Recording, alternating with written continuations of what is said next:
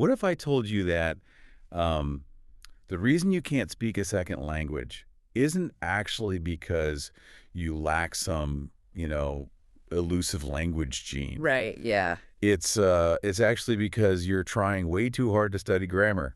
Seriously, today's deep dive is going to pretty much completely dismantle almost everything you were taught in high school language classes. Oh, 100%. Welcome to the show, everyone. Yeah. So our mission today is really all about hacking the language learning process. We are pulling from a really comprehensive stack of research and guides on language improvement to extract the absolute ultimate roadmap to English fluency. Yeah, and it's quite a roadmap. It really is. And whether you are, picking up a new language for a massive career boost, prepping for travel, or you're just driven by pure, unadulterated curiosity, we are going to rescue you from that crushing feeling of information overload. We're laying out the precise, actionable steps to master this. And, that feeling of overwhelm is exactly why so many people fail. You see learners jump in with this massive enthusiasm on day one, right? Oh, yeah, buying all the stuff. Exactly. They buy a towering stack of textbooks. They download like 4 different premium software packages. And then, a month later, they just completely fade out. Right. The data actually shows a huge percentage of people quit language learning after just 30 days simply because they don't see immediate magical results. Okay, let's unpack this. Because we all know learning a language is a marathon, not a sprint. But that doesn't mean we just have to, painfully slog through it for years hoping something eventually sticks, right? Yeah. There are actual specific, scientifically backed shortcuts we can use to speed up the journey. Exactly. The overarching theme we can pull from all this material is that successful language acquisition has almost nothing to do with raw IQ. Right, it's not a talent. No, it's not a genetic gift at all. It is entirely about strategic psychology, manipulating your environment while building the right daily habits. When people quit after a month, it's usually because their strategy was actively fighting against how the human brain biologically acquires language. Wow, actively fighting it. Which I guess brings us to the input matrix. Because logically, you cannot output a language. You can't speak it or write it before you input it correctly. Right, you have to have something in the tank. Exactly. We have to absorb English first. And the baseline recommendation across the board is listening to English every single day for at least 30 minutes. And the mechanism behind that 30 minutes is really fascinating. It's far more effective than, say, binge studying for 3 hours on a Sunday. Which is what everyone does. Right. But by listening daily, you are constantly firing specific neural pathways. You're training your auditory cortex to recognize the natural rhythm, the cadence, and the musicality of the language. So it's a biological thing? It is. It's literally about tuning your biological hardware to the frequencies of English. But the data is highly specific about what beginners should actually be listening to. And I kind of love this because it gives everyone permission to revert to childhood, basically. Yeah, starting with simple kids' cartoons. Right. Now, I know you're thinking, listening to this, sitting down to watch animated talking animals feels a little, ridiculous for a professional adult. I mean, it might feel silly, sure, but the underlying mechanism is something linguists call the comprehensible input hypothesis.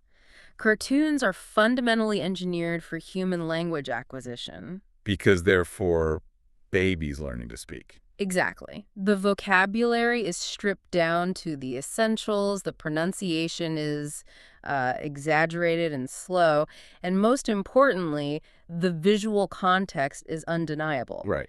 You aren't mentally translating the word for apple when a giant glowing red apple takes up the entire screen.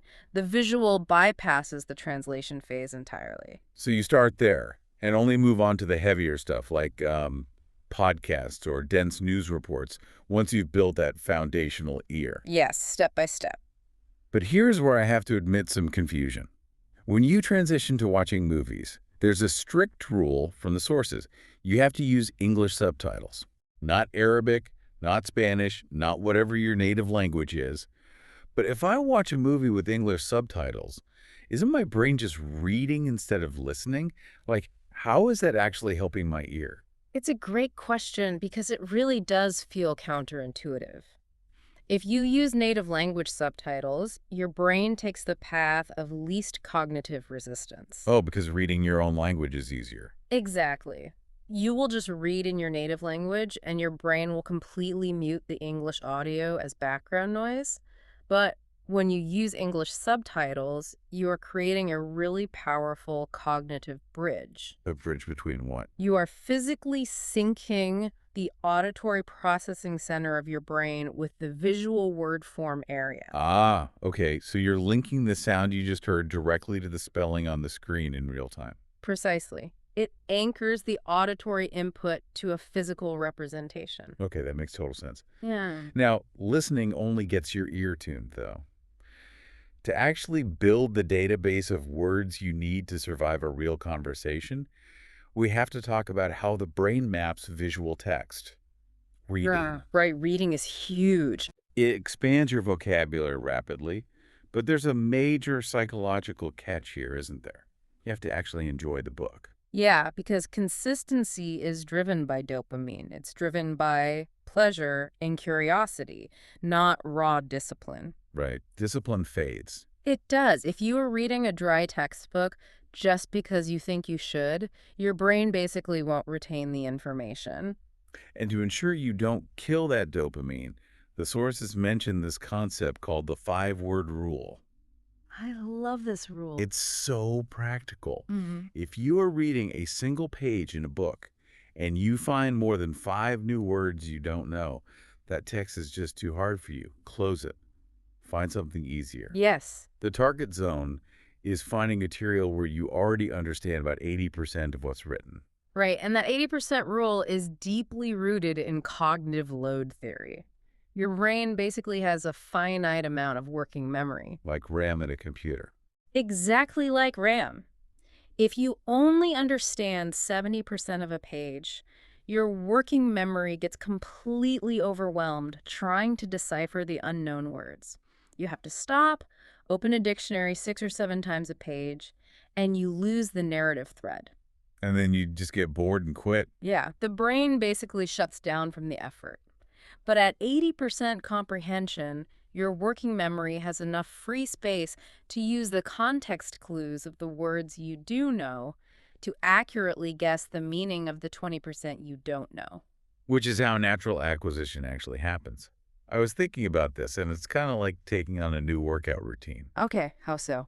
Well, if you try to bench press 200 pounds on your very first day at the gym just to prove you can, you're not going to get stronger. You're just going to tear a muscle and completely ruin your enthusiasm. Oh, that is a perfect analogy, honestly. But wait, if I am reading that perfect 80% book, shouldn't I be writing down every single new word I encounter so I could study it later? Like, make a massive list. Absolutely not. Do not write down every word. It's exhausting and incredibly inefficient. Wait, really? Yeah. The goal is to only extract words that are highly common and useful to your specific daily life. Like, if you are reading a sci-fi novel, you do not need to memorize the English word for a hyperdrive plasma conduit. Unless you work on a spaceship, I guess. Right. It's useless data clogging up your memory. Good point. But for the words you do write down, the useful ones, how do you actually make them stick? Because I'll learn a word on Tuesday, and by Thursday, it's completely gone, just wiped. This is where we get into a vital psychological mechanism called spaced repetition. This is essentially the antidote to the forgetting curve. The forgetting curve, that sounds ominous. It kind of is, yes. The human brain is ruthlessly efficient. If it builds a neural pathway for a new word but you don't use that word again, the brain assumes it's not important for your survival.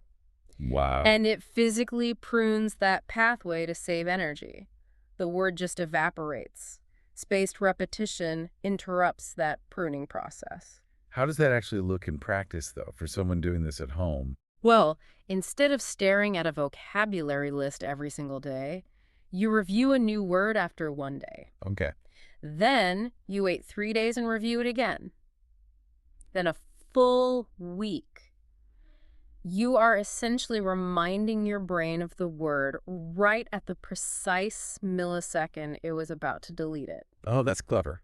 Doing this repeatedly tricks the brain into labeling that word as survival critical, permanently moving it from short-term to long-term memory. And you don't have to track this on a calendar yourself, right? No, not at all.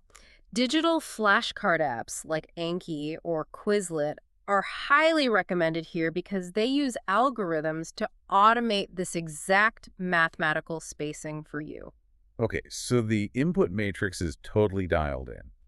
We're absorbing the language, we're managing our cognitive load, we're tricking our brains into keeping the vocabulary. Yes, all the foundational stuff. But what happens when you try to actually get the language out of your mouth? Because I know so many people who can read English perfectly, but the second they try to speak, they just freeze up. It's very common. They sound like a dial-up modem, Yeah. just painfully translating every single word in their head before it hits their tongue. That translation lag is really the single biggest hurdle in active language production. And overcoming it starts with a fundamental mindset shift. You have to completely eradicate the fear of making mistakes. Easier said than done. True, but mistakes are not failures. In language learning, they are essential data points. They are the friction required for your brain to recalibrate. Right. And to actively break that translation lag, the sources talk about a fascinating technique called self-talk. Yes, this is highly effective. If you live alone, you literally just start narrating your physical actions out loud to an empty room. You walk into the kitchen and say, I am making tea now. I am opening the window. Now I look at this like taking a direct flight instead of having a layover. If you look at a window, think ventana in Spanish, and then translate it to window in English, you're stuck on a cognitive layover. It just slows everything down. That is a perfect analogy. You are eliminating the cognitive layover. By looking at the physical object and saying, I am opening the window, you are tying the physical action directly to the English vocabulary. You skip the native language entirely. You are training the brain to initiate the original thought in English, bypassing the native language entirely. And you can scale this up to your internal monologue, right? Like you just start naming objects around you in your head. Chair, table, laptop. Yes. Then you level it up to simple internal sentences like, I am hungry. Until eventually you are having full-blown internal debates in English. Exactly, because if your internal monologue is in your native language, you will always be one step behind in a real-time English conversation. You'll always be translating. Another active speaking method they highlight is shadowing. You listen to a native speaker and you repeat what they say immediately after them, almost overlapping them like an echo. Right. But what is physically happening in our bodies when we do that? You are actually inducing muscular changes in your vocal tract. Your mouth, jaw, tongue, and throat are accustomed to the specific physical gymnastics required to speak your native language. Right. English shapes are different. English requires entirely different muscular movements. So by shadowing mimicking the exact tone, pitch, and pronunciation of a native speaker like an actor, you are literally going to the gym for your vocal muscles. It builds the physical muscle memory required for fluency. Okay, here's where I have to enthusiastically challenge the data. Oh, let's hear it. Because the guidance here explicitly says we should not focus on studying grammar early on. That just feels incredibly reckless. How on earth are we supposed to build a cohesive sentence without studying the blueprint first? What's fascinating here is it's a really common reaction, but it touches on a massive psychological trap. Paralysis by analysis. Meaning your brain just blue screened because it's processing too many rules. Precisely. If you prioritize grammar rule books out of the gate, every time you open your mouth to speak, your working memory runs a frantic, exhausting checklist. Like, wait, is this past perfect? Exactly. Do I use in or on here? Did I conjugate that irregular verb correctly? By the time your brain actually authorizes the sentence, the person you're talking to has already left the room. Wow, okay, so the grammar rules are actually creating the hesitation. Yes. The blueprint should be absorbed naturally through context. By reading those 80% books and listening to daily input, you see the house already built over and over again. Right, you just get used to it. Eventually, your brain internalizes the underlying patterns without needing the mathematical formula. You start using correct grammar simply because the incorrect version starts to actually sound wrong to your ear.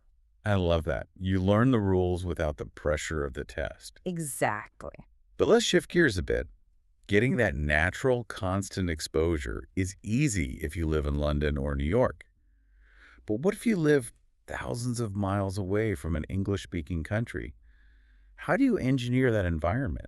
It takes some work, but it's very doable. The sources suggest building an English island right in your own home.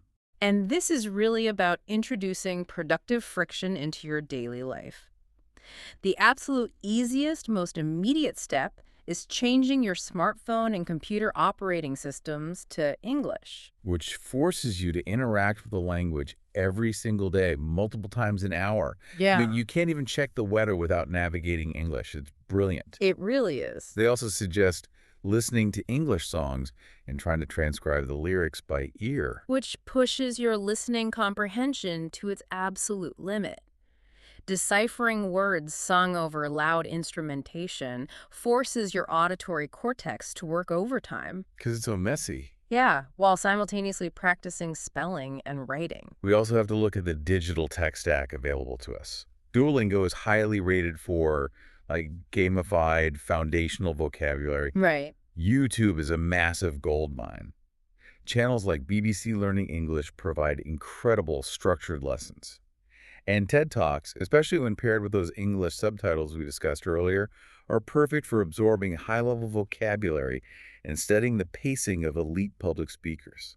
But, and this is important, there is a very stern warning regarding social media. Following English teachers on TikTok or Instagram can be great for picking up quick idioms. Sure. However, you have to be highly self-aware.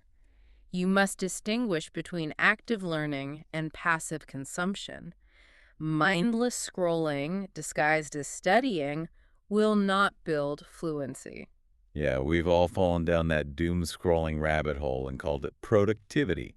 Yeah. Guilty as charged. We all have. But eventually, all the tech in the world isn't enough, right? Mhm. You have to actually talk to real human beings. Absolutely.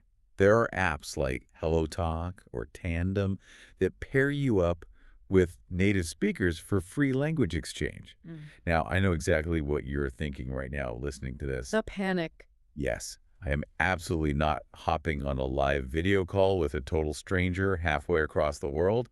I will panic and forget my own name. That anxiety is nearly universal, and the solution is a really brilliant, low-stakes stepping stone method. It's essentially a form of psychological exposure therapy. You do not jump straight into a live video call. You start entirely with text messages. Asynchronous communication. Exactly. There is zero pressure.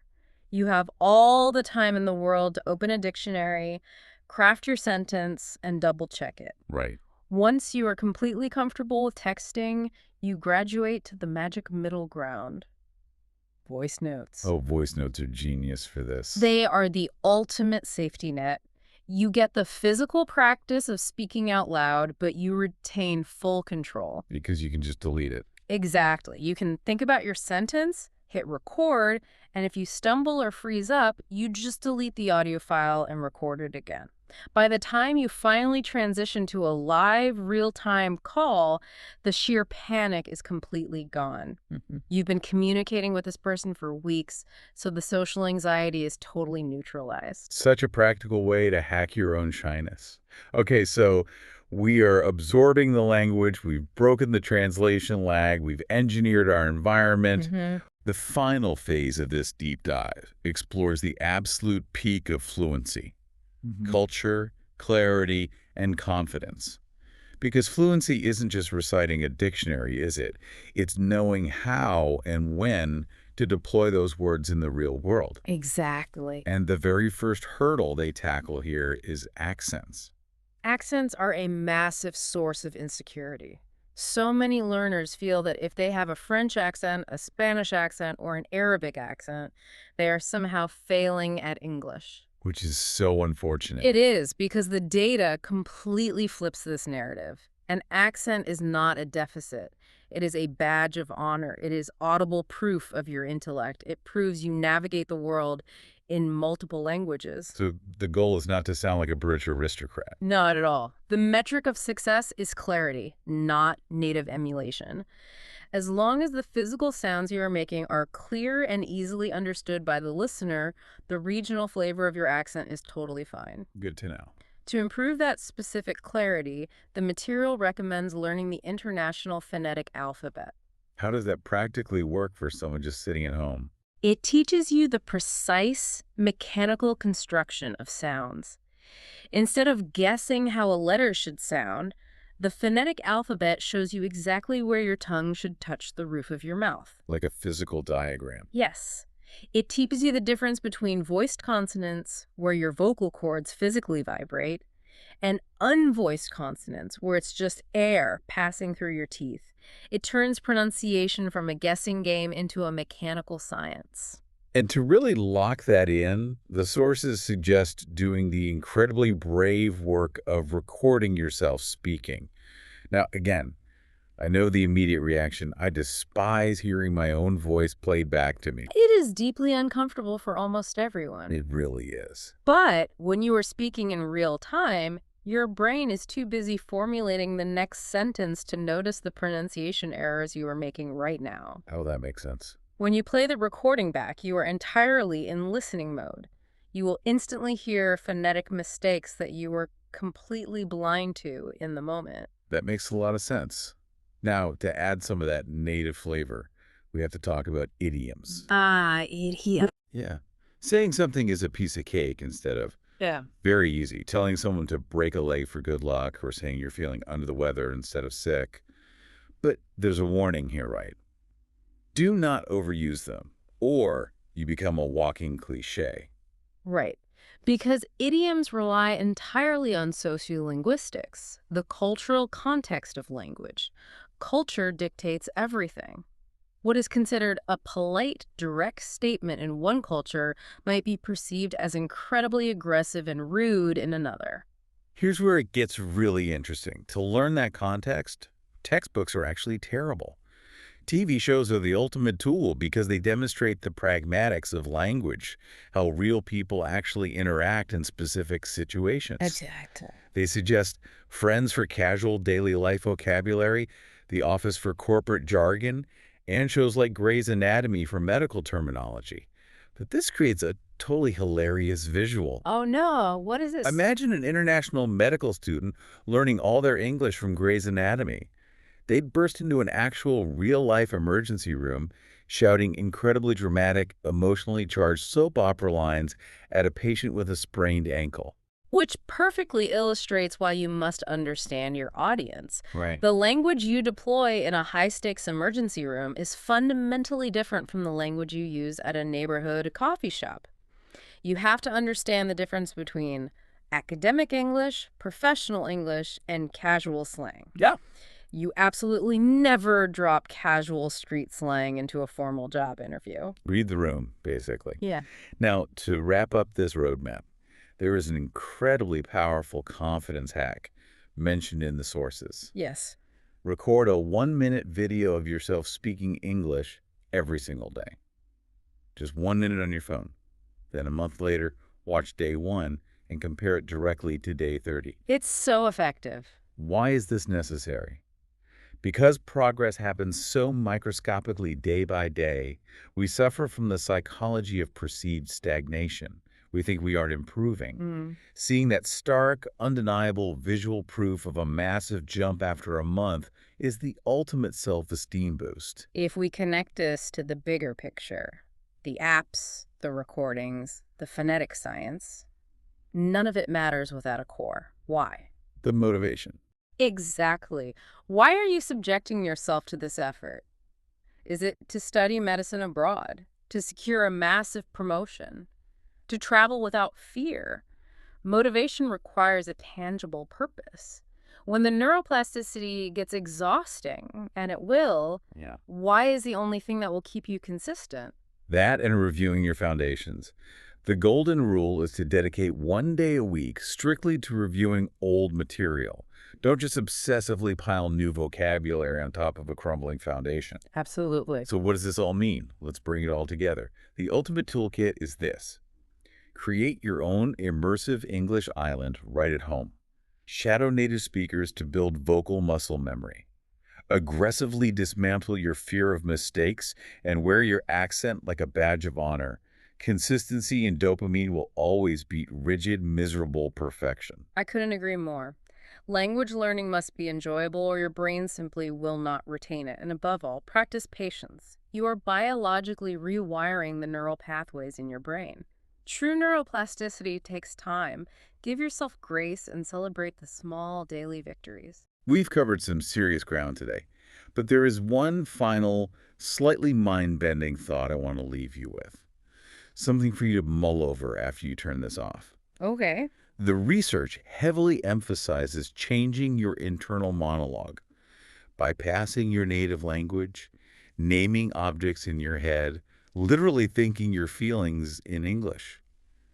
But if you completely rewrite the language of your inner, private thoughts, do you also start to change your personality? Oh, wow.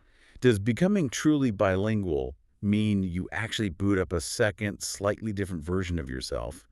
Think about that the next time you are having a conversation in your head. That is a deeply fascinating question to consider. Thank you so much for joining us on this deep dive. Keep hacking the process, keep exploring, and we will see you next time.